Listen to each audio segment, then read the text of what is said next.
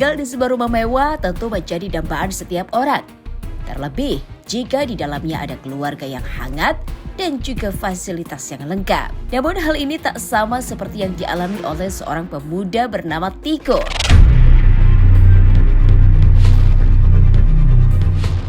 Tinggal di rumah bersama sang ibu merupakan hal yang berharga bagi Tiko. Merawat orang tua tunggalnya seorang diri, Tiko harus menjalani getirnya kehidupan. Rumah yang ia tinggali bersama Ibu Eni merupakan peninggalan dari sang ayah yang telah berpulang. Tinggal di sebuah rumah besar tanpa listrik dan juga air. Rupanya harus dijalani oleh Tiko dan sang ibu. Baru-baru ini pemberitaan dihebohkan dengan seorang pemuda yang mengurus seorang ibu yang mengalami ODGJ. Tiko tinggal bersama sang ibu dengan kondisi rumah besar yang tak layak huni sejak belasan tahun yang lalu.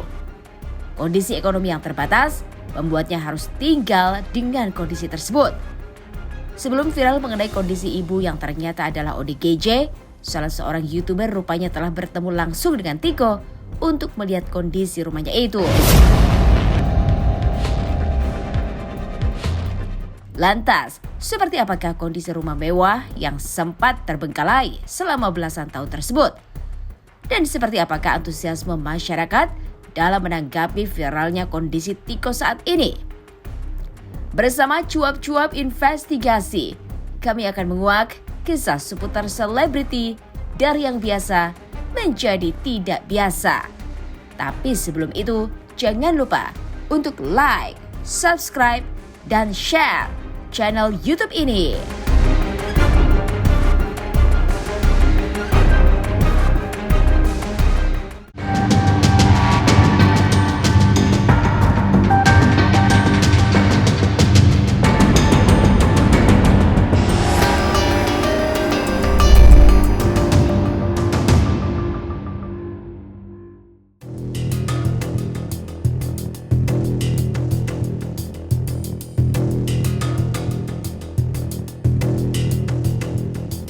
Kondisi rumah Tiko saat ditinggali rupanya sangat memprihatinkan. Banyak pepohonan liar hingga rumput yang menjulang tinggi membuat rumah tersebut seperti semak dan tak berpenghuni. Hal ini rupanya disadari oleh seorang YouTuber bernama Ale. Mencoba memberanikan diri, akhirnya Ale mencoba berkomunikasi dengan Tiko untuk melihat kondisi rumah yang ditempati bersama sang ibu kala itu. Lantas, bagaimanakah Alec Ward menceritakan kisah awalnya hingga menemukan rumah Tiko tersebut?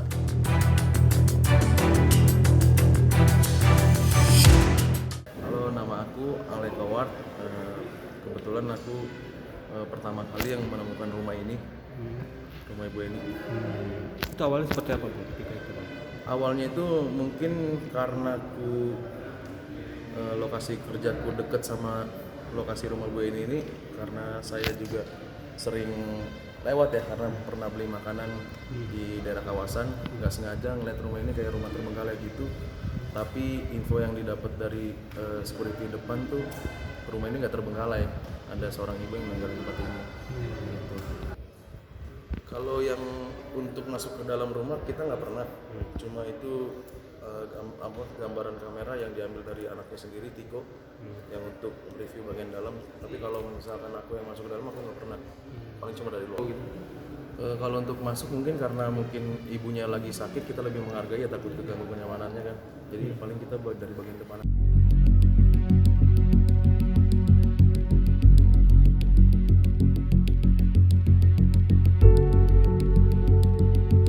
Menjadi orang pertama yang menyebarkan ke sosial media mengenai kondisi Tiko dan ibunya, Alec Ward juga mengatakan bahwa pihaknya telah mengusahakan sebaik mungkin untuk proses pembersihan kediaman Tiko.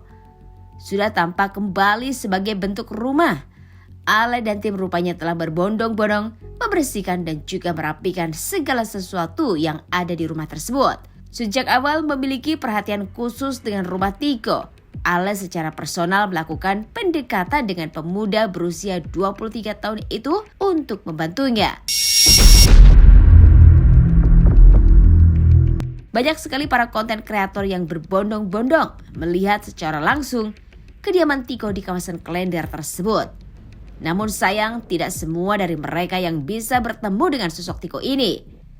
Maka Ale bersama teman-temannya melalui persetujuan Tiko bisa menunjukkan secara langsung kepada awak media mengenai kondisi rumah Tiko saat ini. Mungkin mulai dari sini kali ya. Iya. Salah satu lokasi yang dipakai untuk Ibu ini beristirahat di lokasi ini, di bagian ruang tamu depan. Ini ruang tamu ya, Bang? Ya, ini bagian ruang tamu, pintu masuk utama ya, yang dijadiin buat lokasi Ibu ini istirahat sama Mas Tiko. Bang, sebenarnya rumah ini tuh kamarnya berapa sih, Bang? Apanya tuh? Kamar. Kamarnya kurang lebih 1, 2, 3, 4, 5, 6 kayaknya ya. Oh, 6 kamar. 6 kamar. Tapi ada alasan kenapa Tiko dulu malah milih di ruang tamu, nggak di kamar aja gitu? Nah, untuk informasi itu aku belum pernah tahu sama sekali. Belum pernah tahu karena tujuanku di awal tuh pertama pengen mengeksplor rumah ini awalnya. Ketika masuk buka pintu ini, ketika itu dalam keadaan seperti apa nih ruangan ini gitu, Bang? Untuk masuk ke rumah aku nggak pernah masuk. Paling cuma Mas Tiko aja yang masuk sih, menggunakan kamera yang aku kasih. Oh gitu. Buat untuk mengeksplor bagian dalam. Itu doang. Kalau kita sih tunggunya di depan. Gitu. Keadaannya gimana gitu, Bang, di ruangan sini, Bang? Keadaannya ini memang gelap ya, karena memang nggak ada listrik, nggak pencahayaan sama sekali. Jadi situasinya gelap aja gitu. Tapi di sini bagian tempat untuk istirahat tuh rapi. Mungkin karena sisanya ya nggak keurus aja mungkin. Aktivitas dia untuk memasak di bagian sini. Salah satu tempat yang mungkin bisa dibilang ini sebagai garasi ya.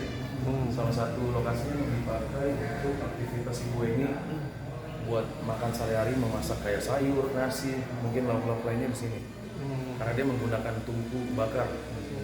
Oh, ini bekas-bekasnya nih? Iya. Ini bekas-bekasnya.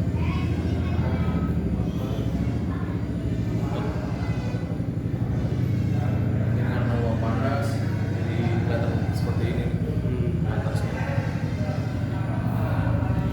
Oh, Ini bagian yang aku tahu ini kolam ikan ya.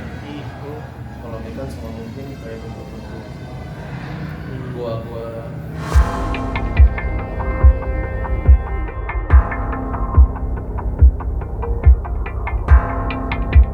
Tak banyak yang mengetahui secara pasti mengenai kondisi Ibu Eni. Namun pengurus wilayah setempat rupanya ikut memperhatikan kondisi tersebut.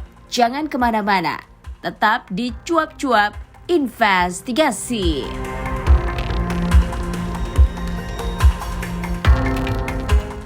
Halo, saya Tengku Firmansyah. Saksikan Cuap-Cuap hanya di MOP Channel.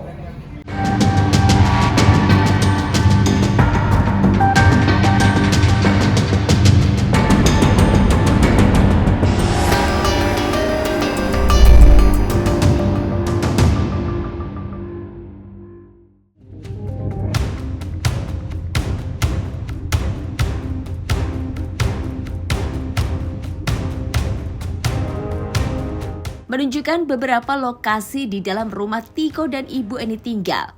Ale menceritakan bagaimana kehidupan yang dijalani oleh pemuda 23 tahun itu langsung dari lokasinya. Terlihat besar dan mewah. Nampaknya seperti itulah kehidupan yang dijalani oleh Tiko dan Ibu Eni. Namun, belasan tahun hidup dalam tempat yang tak layak membuat banyak pihak yang mengetahui dari pemberitaan mencari untuk membantu. Lantas seperti apa Ale Kuart menunjukkan bagian lain dalam kediaman Tiko? Bersih. Dulu ini masih pas belum kutemuin ya. Mungkin pas pertama kali kutemuin di sini nggak terurus, nggak kepegang karena memang di saat ini juga masih belum kepegang bagian ini.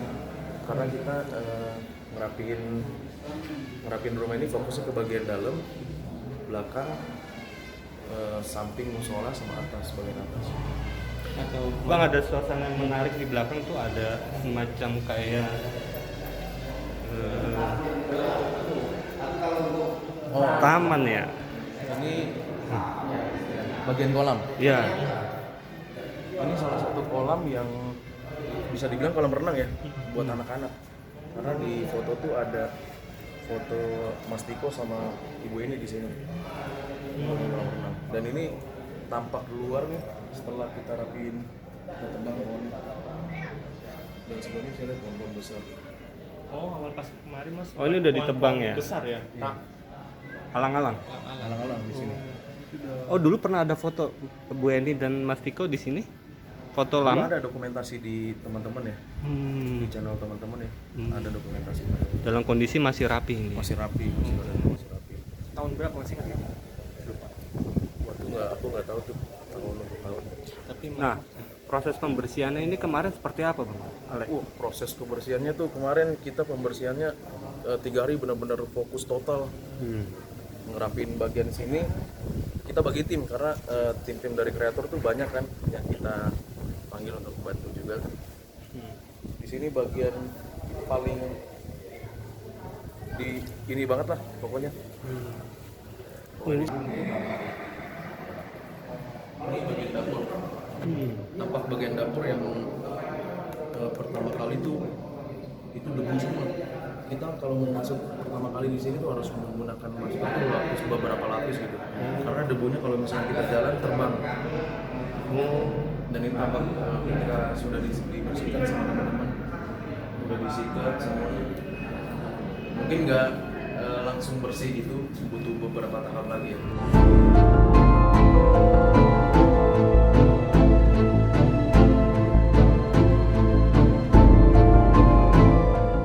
Menyedihkan memang saat mengetahui kehidupan yang dijalani oleh Tiko dan Ibu Eni selama belasan tahun. Bagaimana bisa seseorang tinggal dalam suatu rumah yang tak ada listrik dan air selama belasan tahun tanpa ada pihak keluarga lain yang membantu? Mencari uang hingga menjual sesuatu yang dapat menghasilkan uang, rupanya dijalani oleh Tiko demi menghidupi ibunya yang mengidap ODGJ tersebut.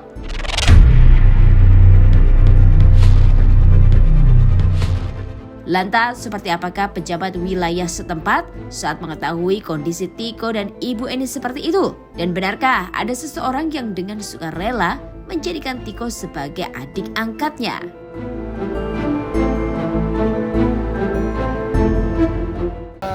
Saya memang tidak pernah menanyakan kenapa lampunya mati atau lampunya tidak nyala. Yang saya tahu memang ketika Ibu Eni sudah berpisah dengan suaminya, Tiko tinggal berdua ya sama mamanya. Tiko masih sempat sekolah sampai kelas 1 SMP. Nah, mungkin semakin kesini ekonomi mereka kan udah tidak mampu ya, sehingga listriknya dicopot, air bersihnya juga mungkin dicopot juga. Nah, kehidupan itu yang mulai mungkin pikiran Ibu Eni yang membuat dia sedikit mulai depresi ya. Sampai ya terakhir di sana tahun 2010-an, 2011 lebih kurang ya. Ketika Tiko tinggal dengan mamanya dengan kondisi saat itu, kadang Tiko keliling komplek ya, membawa surat mamanya yang mana minta bantuan untuk hanya sekedar buat beli lilin kepada kami nih, rumah saya, ketemu saya juga, dan kelilinglah untuk minta bantuan untuk membeli sebuah lilin ya, dan juga mungkin untuk makannya. Kadang juga Tiko menjual barang-barangnya, seperti mungkin waktu itu pernah jual pot ya, kadang waktu itu pernah jual ke saya ikat pinggang, walaupun saya nggak butuh, tetap saya beli. Tiko itu kemarin ngobrol tanpa dipaksa, saya pun sampai bilang, kamu udah jadi adik angkat saya, Tiko. Kamu bersedia nggak? Saya tanya dulu, kamu bersedia nggak? Bersedia, Bang. Jejak digital itu kan nggak mungkin hilang, Bang. Ya, statement saya sangat tegas, saya pebisnis, saya pengusaha. Pengusaha itu yang dipegang omongannya, komitmennya. Kalau kita sebagai pengusaha, kita nggak bisa jaga komitmen, nggak bisa jaga omongan, nggak ada orang percaya mau bertransaksi di perusahaan kita. Jadi apa yang saya sampaikan, kalaupun adik saya, Tiko itu belum bersedia hari ini, sebulan lagi belum bersedia, 6 bulan lagi belum bersedia, 1 tahun lagi belum bersedia. Selama saya masih hidup, ya penawaran saya berlaku seumur hidup. Bang, tapi untuk sejauh ini Tiko sendiri gimana? Mau bekerja di tempat abang? Dia atau belum biar- kasih jawaban, Tiko belum kasih jawaban. Belum, masih gampang ya. Saya bisa memposisikan di posisi Tiko juga sih. Mungkin dia lagi kangen sama ibunya, banyak pikiran ke ibunya, karena dia cerita juga lagi benar-benar mikirin ibunya ini nasibnya bagaimana juga. Karena biasanya tinggal bareng meskipun dengan kondisi yang apa adanya, dia kan tinggal bareng. Nah ini mungkin secara ini dia lebih banyak kesibukan sekarang, diwawancara sini, diwawancara sana. Tapi kan terpisah dari ibunya. Kalau saya di posisi Tiko, saya lebih memilih memang balik ke kehidupan saya semula, berkumpul dengan ibu saya.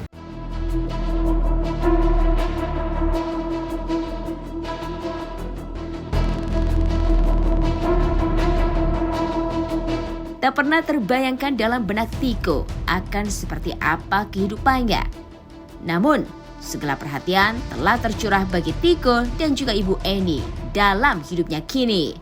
Jangan kemana-mana, tetap di Cuap-Cuap Investigasi.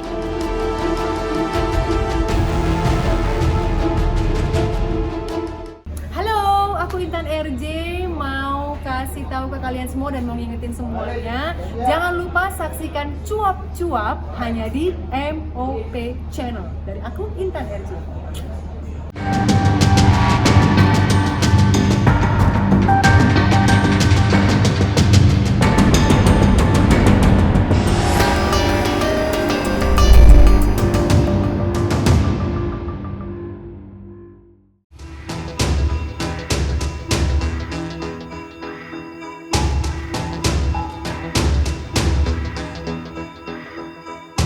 Banyak pihak yang menjadikan sebuah hal viral ini untuk mengambil keuntungan pribadi.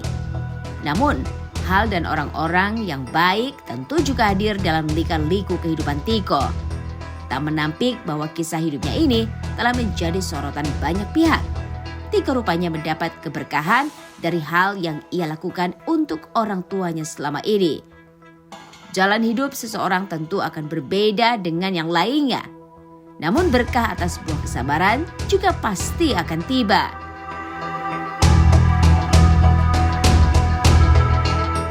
Tiko berjuang seorang diri untuk berjuang demi hidupnya dan juga sang ibu. Hingga kini banyak sekali tawaran yang datang untuk masa depan Tiko.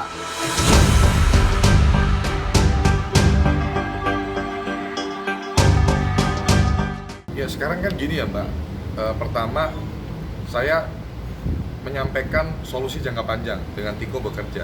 Perusahaan nggak cuma perusahaan saya, cuman posisinya perusahaan saya ini sedang berkembang pesat, ya. Yang kedua, mayoritas karyawan saya usianya di bawah 30 tahun, ya. Jadi ekosistem di perusahaan saya ini, saya yakin juga bisa jadi Tiko ini menemukan kehidupannya seperti layaknya anak-anak seumuran dia gitu loh, yang bekerja di kantoran dengan komunitas, dengan ekosistem dia yang anak-anak muda juga, dia bisa hangout, bisa dia waktu weekend dia bisa punya teman. Bahkan saya sampai bilang bisa, siapa tahu bisa ketemu jodoh juga kalau belum punya jodoh ya. Tapi saya dengar kan katanya udah punya pacar juga kan. Maksud saya yakin ini solusi yang saya tawarkan gitu loh. Dengan dia bekerja kantoran, bidang usaha perusahaan saya kan perizinan, ada skincare juga, ada konstruksi, ada entertainment juga. Saya baru bangun Johntainment, ya kan. Artinya banyak bidang yang sesuai kemampuan, sesuai passionnya Tiko, dia bisa pilih. Saya kasih kebebasan memilih.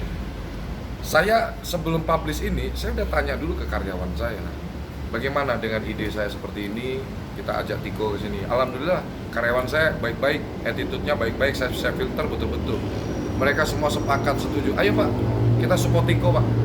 Jadi saya nggak berdiri sendiri. Saya sudah minta persetujuan juga dari partner bisnis saya, Pak Sabar, dengan Pak karyawan-karyawan saya. Semua mendukung untuk bagaimana saya ambil bagian untuk bagaimana bisa memberikan solusi jangka panjang ke Tiko. Kemarin saya pertegas semua kita ada tertulis untuk apa sih? Untuk pegangan kamu bahwa perusahaan saya punya kewajiban untuk bayar gaji kamu 10 juta.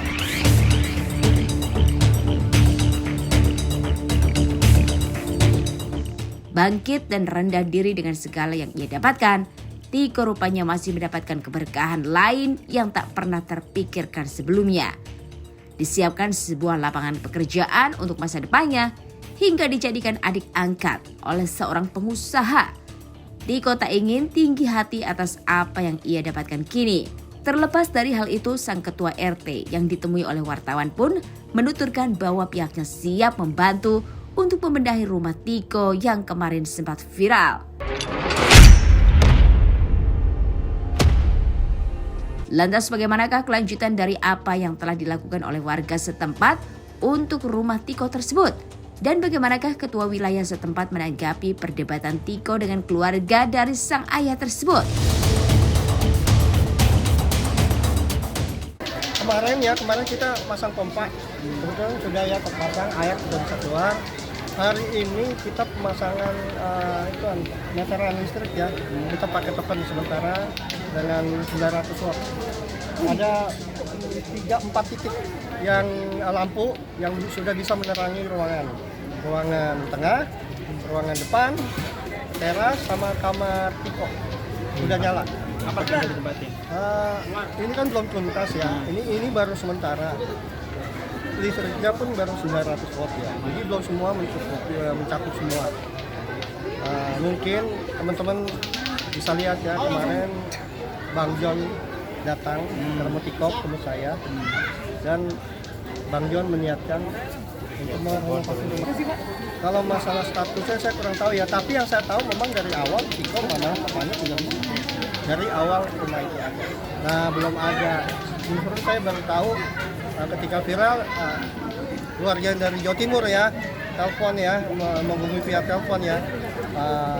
Ya mungkin teman-teman tahu lah ya, bahwa di sana marah-marah sama Tiko, bahkan mau membawa Tiko ke jalur hukum. Tapi alhamdulillah dengan jiwa besar Tiko minta maaf, walaupun sebetulnya juga salah, ya enggak? Tiko minta maaf, alhamdulillah. Akhirnya yang di keluarga di Surabaya menerima Tiko. Insya Allah nanti Tiko, mungkin teman YouTuber juga dan saya juga insya Allah akan menyekar ke makam ayahnya.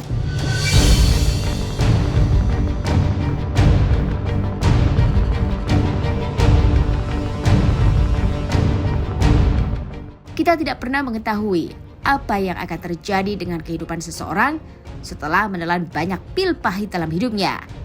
Namun kini roda telah berputar dengan cepatnya untuk mengubah kehidupan orang lain. Itulah cuap-cuap investigasi sore hari ini. Jangan lupa untuk like, subscribe, dan share channel YouTube ini.